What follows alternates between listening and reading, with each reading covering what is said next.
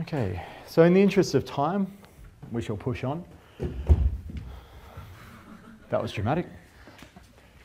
Operating leases are, and again, we're looking from the lessee's point of view. So I have borrowed this car, or sorry, not borrowed this car, I've hired this car from Harris, and for however I've managed to do this, I'm classifying it as an operating lease now, so it's not classified as a finance lease. The sum total of what I need to do is just debit expense, credit cash. So if we were using the same numbers as what we saw in the lecture demonstration, I would not show any asset and liability up front. So there would be no lease asset 100, no lease liability 100 at the start. I would simply go debit expense $16 million, credit cash $16 million. I would repeat that for 5 years, and that would be it. There'd be nothing else I'd need to do. That seems pretty straightforward, to be honest.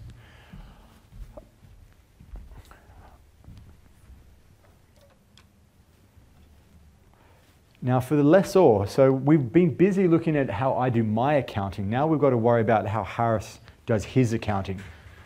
And basically, and I suppose the basic part of that is important. Basically everything is reversed, but not everything. So what I've done, if it's a finance lease and I've represented an asset and liability on my books, we have to do something with assets, just assets in this case, on his books. Now, this is one of those ones, Financial Instruments does it as well, but absolutely with leases, you need to read the definitions. Because, and this is a case in point, because they're almost nested definitions. You read one definition. So initial measurement, for a lessee, we talk about the fair value and the present value of the minimum lease payments and pick the lower of those two. For a lessor, the lessor, so Harris in this case, recognizes an asset held under a finance lease in the balance sheet and present them as a receivable. So he now goes debit lease receivable. And again, that makes sense because I owe him money. So where I basically have a payable, so I've got a lease liability, he's got the other side of that, which is a receivable. So he goes debit receivable. And forgetting about just this for a second, the credit for that will be the asset he no longer has control of. So I go debit asset, which is the car that he has leased to me. He can't keep showing that car on his books. Otherwise, the one car appears in two places, and that doesn't really work. So he gets rid of that car. So he would go debit lease receivable, credit asset, because that car now is gone. The amount that we deal with is what's termed the net investment in the lease. So when we're talking about the assets as a receivable, we're worried about the net investment in the lease. And you may wonder, what's the net investment in the lease? And the net investment in the lease is the discounted gross investment in the lease. You may go, well, that's all well and good, but what's the gross investment? So you keep on rolling through it. And what we end up with is the minimum lease payments, so it's the combination of, it's the minimum lease payments receivable by Harris. So I hope you don't mind me just continually using this example, but so the minimum lease payments that I'm going to pay to him, so the $100 a week, and we had a guaranteed residual, say, of $20,000. Those minimum lease payments, and then if there happens to be any unguaranteed residual value accruing to him. So we need to explain what that is.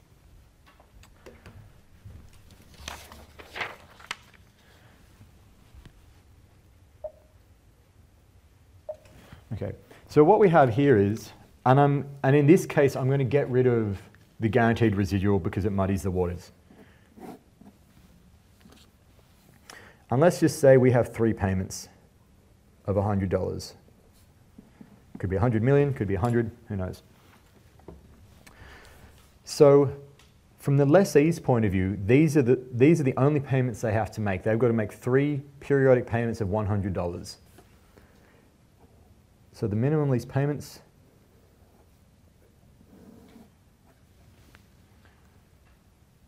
now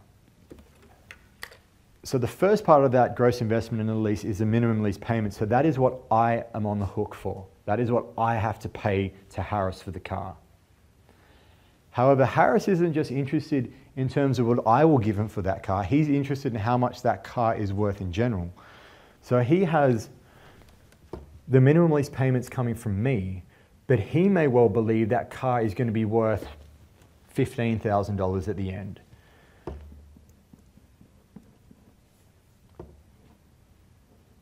So this is the unguaranteed residual. That's not saying there's any one party out there that is going to give him $15,000 and he already knows that's going to be the case. All that he knows is that he thinks that that car is going to be worth $15,000 in 3 years' time.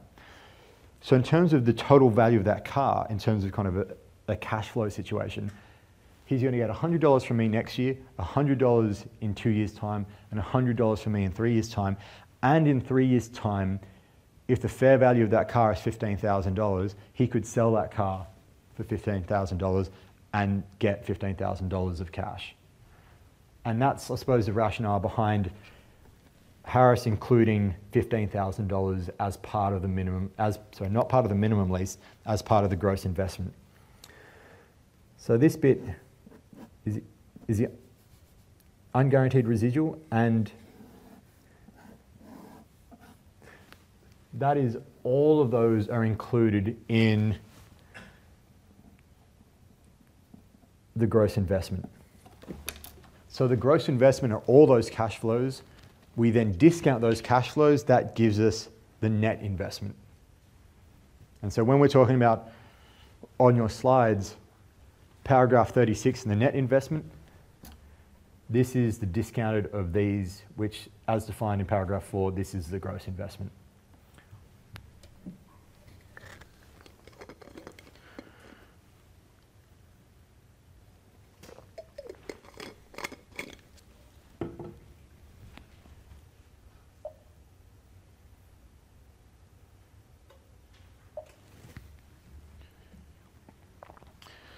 Okay, the next bit is the subsequent measurement, and all we're worried about is that lease receivable. And the way we deal with that subsequently is we recognize that finance income as shall be based on a pattern reflecting a constant periodic rate of return on the lessor's net investment in the finance lease. So long-winded, but it's effectively saying do the effective interest method, but just on the asset side, not the liability side. So you do use the same setup as what we did in the first demonstration, but instead of that being the expense item, that is your revenue now. So, which in the example that we had works well because the net investment in the lease, there is no unguaranteed residual, so the net investment is the same as what is recognized on the lessee's side of things. So now I'm flipping a bit, because we'll just have a look at the second part of the demo. So what we see here is the lease receivable gets picked up as this is the net investment in the lease because there is no unguaranteed residual in it. The minimum lease payments, the present value of the minimum lease payments are $100 million. There is no unguaranteed residual, so it's 100 plus 0 gives you $100 million. So I'll just do that here. 100 plus 0 gives you 100 million. After 1 year, I pay Harris $16.1 million. He debits cash $16.1 million, but he can't credit all of that as revenue because some of that $16 million is in effect paying off that receivable that he's got set up. So we drop the receivable down by 8.6, which if you come back to the first page, is exactly how much I reduced my liability by. And the rest of that, I suppose, is your revenue. I should look at that. So $7.5 million on expense for me is $7.5 million of revenue for Harris. The 8.6 reduction in my liability is an $8.6 million reduction in his receivable. And this mirrors, that last entry mirrors the same, because at the end of it, I give him $50 million and I keep the plane. He shows $50 million in cash and gets rid of the receivable because that is now being paid for. So we can tick that. That's it. That's doing finance lease from both the lessee's side and the lessor's side.